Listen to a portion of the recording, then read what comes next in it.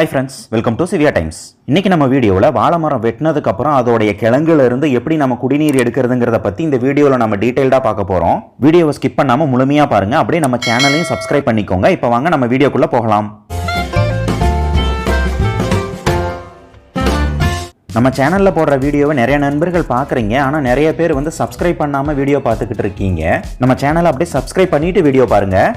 நேற்று மக்காச்சோள கட்டைகளை எல்லாத்தையும் அறுக்கிறதுக்கு வண்டி வந்திருந்தது. அந்த வண்டி லைட்டாக இந்த வாழை மரத்து மேலே மோதிருச்சு. வாழை மரம் அப்படியே சாஞ்சு போச்சு. இதில் வருத்தமான விஷயம் என்னன்னு பார்த்தோம்னா, வாழை மரத்தில் இப்போ தான் நல்லா ஒரு பெரிய சைஸில் குலை தள்ளி இருந்தது. குலையோடையே மரம் சாஞ்சி போனதில் எங்களுக்கு ரொம்பவே வருத்தமாக போச்சு. பையன் இன்னைக்கு ஸ்கூல் லீவ் விட்டா இவனை அடக்கவே முடியாது. காடு மேடாக திரிஞ்சுக்கிட்டே தான் இருப்பான். வீட்டில் தங்கவே மாட்டான். பக்கத்துலேயே ஒரு மொந்தன் வாழை மரத்தில் இருக்க தாரும் நல்லா முத்தி அறுவடை பண்ணுற ஸ்டேஜில் இருக்குது. அதில் ஒரு பழமும் இப்போ பார்த்தீங்கன்னா பழுத்து இருக்குது மரத்துலேயே. இந்த மொந்தன் மரத்துலேருந்து வர காய்களை சிட்டி சைட்லையும் டவுன் சைட்லையும் இருக்கிற மக்கள் பொரியல் பண்ணுறதுக்கும் பஜ்ஜி போடுறதுக்கு மட்டும்தான் அதிகம் பயன்படுத்துகிறாங்க. ஆனால் இதோடைய பழங்கள் உடம்புக்கு ரொம்பவே நல்லது. உடம்புக்கு நல்லா குளிர்ச்சின்னு சொல்லுவாங்க. ஊரில் யாருக்காவது உடம்புல அம்மா போட்டிருந்ததுன்னா இளநீ அதிகமாக கொடுப்பாங்க. அது கூடவே இந்த மொந்தன் வாழையும் வாங்கிட்டு கொடுப்பாங்க.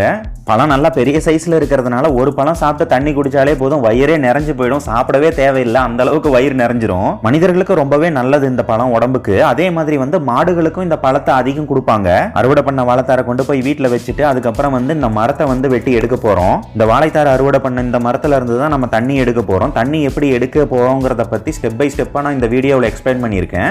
அதனால வீடியோவை ஸ்கிப் பண்ணாம முழுமையா பாருங்க. இந்த மரத்துல இருந்து எடுக்கிற தண்ணியை வாழை குடிநீர்னு சொல்லுவாங்க. இது உடம்புக்கு ரொம்பவே நல்லது. குறிப்பிட்டு சொல்ல போனா சிறுநீரகத்துக்கு இது ரொம்பவே நல்லது. வெட்டின வாழை மரத்தை 2 துண்டா போட்டுட்டு இப்போ இதுல இருந்து தண்டு எடுத்துக்கிட்டு இருக்கோம். இந்த தண்டும் ரொம்பவே நல்லது. பொதுவாக சொல்லுவாங்க, வாழை மரத்துல இருந்து எந்த பொருளும் வேஸ்ட் ஆகாது. அதோடைய நார்ல இருந்து, தண்டுல இருந்து, வாழை இலையில இருந்து, வாழை பழத்துல இருந்து எல்லாமே மனிதர்களுக்கு உதவியா இருக்கும். வாழை மரத்தோட மட்டையில இருந்து நார் எடுத்து அதுல இருந்து பேக்லாம் செய்யறாங்க, கைவினை பொருட்கள்லாம் செய்யறாங்க. அந்த அளவுக்கு இதோடைய பயன்பாடு ரொம்பவே அதிகம்.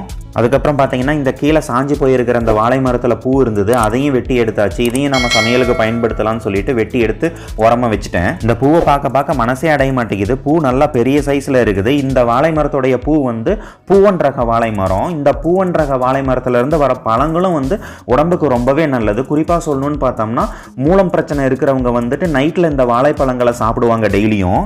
வெட்டின வாழை மரத்தோட அடிப்பகுதியில இருந்து தான் நம்ம இன்னைக்கு தண்ணி எடுக்க போறோம். இதோடைய பகுதி கிழங்கு பகுதின்னு நாங்கள் சொல்லுவோம். இதோடைய அடிப்பகுதி கொஞ்சம் எக்கு தப்பா சமன் இல்லாத மாதிரி இருக்குது. அதனால கத்தியை வச்சு இதை ஃபர்ஸ்ட் சமன்படுத்திக்கிட்டு அதுக்கப்புறம் ஒரு சின்ன கத்தியை வச்சு மேலே இருக்கிற மட்டைகளை எல்லாத்தையும் எடுத்துட்டு அதுக்கப்புறம் தான் உள்ள நம்ம பறிச்சு எடுக்கணும். இந்த அடியில் இந்த இடத்த பறிச்சு எடுக்கிறது தான் கொஞ்சம் கஷ்டமான வேலை. கொஞ்சம் பொறுமையா பண்ணணும். ஏன்னா இந்த இடத்துல கொஞ்சம் வேலை அதிகமாக வாங்கும். இப்போ இந்த இடத்த ஓரளவுக்கு சுத்தம் பண்ணிட்டேன். இப்போ நான் கையை வச்சு காட்டுறேன்ல, இந்த இடத்துல தான் நடு தண்டு மேலே வரும். அந்த இடத்துல தான் நம்ம பறிச்சு எடுக்கணும். வாழை தண்டு பார்த்தோம்னா ஓரளவுக்கு சாஃப்டாக தான் இருக்கும். கத்தி வச்சு வெட்டினாலே ஈஸியாக வந்துடும். ஆனால் நம்ம இப்போ பறிக்கிற இடம் கிழங்கு பகுதி. இது நல்லா ஹார்டாக இருக்கும். கத்தி வச்சு எடுத்தோம்னா வரவே வராது. நல்லா ஹார்டாக இருக்கிறதுனால அழுத்தி தான் எடுக்கணும். இப்போ பார்த்தீங்கன்னா உங்களுக்கே தெரியும், சைடில் இருந்து தண்ணி வருது, சொட்டு சொட்டாக வந்துகிட்டு இருக்குது. இந்த இடம் கொஞ்சம் பொறுமையாக பண்ணுற வேலை தான். பெரிய கம்பி இருந்ததுன்னா நம்ம வச்சு நோண்டி எடுக்கிறதுக்கு ஈஸியாக இருக்கும். ஆனால் நம்ம கிட்ட கம்பி இல்லாததுனால இந்த கத்தி வச்சு எடுத்தால் தான் எனக்கு வாட்டமாக இருக்கிறதுங்கிறதுனால நான் கத்தி வச்சு எடுத்திருக்கேன். இப்போ பார்த்தீங்கன்னா நல்லாவே பறிச்சுட்டேன். உள்ள ஒரு 1 லிட்டர் 1.5 லிட்டர் அளவுக்கு தண்ணி சேகரிக்கிற அளவுக்கு நல்லா பெரிய ஓட்டையை எடுத்தாச்சு. இப்போ பார்த்தீங்கன்னா இதுல இருந்து தண்ணி சுரந்து வர்றது கண்கூடாவே நமக்கு தெரியுது. இதுல லைட்டா ஒரு கைப்பிடி அளவுக்கு சீரகம் போட்டு வச்சோம்னா காலையில குடிக்கிறதுக்கு ஓரளவுக்கு நல்லா வாசமா இருக்கும். அதனால இதுல நல்லா 2 கைப்பிடி அளவுக்கு இதுல சீரகத்தை நான் போடுறேன். இதை நான் பறிக்க ஆரம்பிக்கும் போது மணி ஒரு 5:30 மணி தான் இருந்தது. பறித்து முடிக்கிறதுக்குள்ளே நல்லா இருட்டே கட்டிக்கிச்சு. இப்போ பார்த்தீங்கன்னா சீரகத்தை போட்டுட்டு இதுக்குள்ளே தூசி எதுவும் படாமல் இருக்கிறதுக்கு இதோட சைஸ் அளவுக்கு ஒரு தட்டை வச்சு மூடிட்டு அதுக்கு மேலே வாழைக்கட்டையவே வச்சு மூடிட்டு நான் போயிட்டேன். நைட்டு ஃபுல்லாக அப்படியே விட்டுட்டு காலையில் இந்த தட்டை எடுத்து பார்க்கும்போது பார்த்தீங்கன்னா உங்களுக்கே தெரியும், இது ஃபுல்லாக நிறைஞ்சிருச்சு தண்ணி. நம்ம போட்டு வச்சுட்டு போன சீரகம் எல்லாம் இந்த தண்ணியில் நைட்டு ஃபுல்லாக ஊறிட்டு மேலே மிதந்துக்கிட்டு இருக்குது. இதில் இருக்க தண்ணி எல்லாத்தையும் சின்னதாக ஒரு டம்ளர் வச்சு வேற ஒரு பாத்திரத்துக்கு மாற்றி எடுத்துட்டு இதுக்கப்புறம் நம்ம இதை வடிகட்டிட்டு அப்படியே குடிக்க வேண்டியது தான். இந்த தண்ணியோடைய கலருமே பார்க்கறதுக்கு ரொம்பவே நல்லா இருக்கும். லைட்டாக சிகப்பு கலரில் இருக்கும். நான் ஏற்கனவே சொன்ன மாதிரி இதிலிருந்து எடுக்கிற தண்ணியை நம்ம குடிச்சிக்கிட்டு வந்தோம்னா சிறுநீரகத்துக்கு ரொம்பவே நல்லதுன்னு சொல்லியிருந்தோம். அதே மாதிரி சிறுநீரகத்தில் ஏற்படுற கற்களை கரைக்கிறதுக்கும் இந்த தண்ணி ரொம்பவே பயனுள்ளதாக இருக்குது. இந்த தண்ணி எல்லாத்தையும் எடுத்து முடிச்சுட்டு இந்த தட்டை இது மேலே அப்படியே மூடி வச்சிட்டோம்னா போதும், மறுபடியும் இதிலிருந்து தண்ணி சுரந்து வரும். அதையும் நம்ம எடுத்து பயன்படுத்தலாம். குடிக்கலாம். சிறுநீரகத்துக்கு உதவியாக இருக்கிறது கூடவே இந்த தண்ணி வந்து உடம்பு சூட்டை குறைக்கிறதுக்கு, அதே மாதிரி சர்க்கரை நோய், அதுக்கப்புறம் வந்து பிபி இந்த மாதிரி பிரச்சனையை வந்து சமன்படுத்துறதுக்கும் வந்து இந்த தண்ணி உதவிகரமாக இருக்குது. பொதுவாக ஊர் பகுதிகளில் வந்து நைட் நேரத்தில் இந்த மாதிரி குளிப்பறிச்சு வச்சுட்டு மூடி வச்சுட்டு போயிடுவோம்.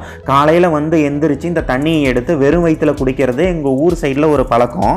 கொண்டு வந்த தண்ணி எல்லாத்தையும் நல்லா வடிகட்டி எடுத்துட்டு ஃபஸ்ட்டு தாத்தாக்கு தான் ஃபஸ்ட்டு டம்ளர் நான் கொடுத்தேன். இந்த தண்ணி குடிக்கிறதுக்கு கொஞ்சம் துவர்ப்பாக தான் இருக்கும், தொண்டையெல்லாம் அப்படியே கவ்வும். ஆனால் கொஞ்சம் சிரமம் பார்க்காம இதை நம்ம குடிச்சிட்டோம்னா இதனால் நமக்கு உடம்புக்கு வந்து நிறைய நன்மைகள் இருக்குது. தாத்தா இந்த தண்ணியை குடிக்கிறத பார்க்கும்போது எனக்கு பயங்கர காமெடியாக இருந்தது. சரக்கு அடிக்கிற மாதிரி ஒரு ரியாக்ஷன் கொடுத்துக்கிட்டே குடித்தாங்க.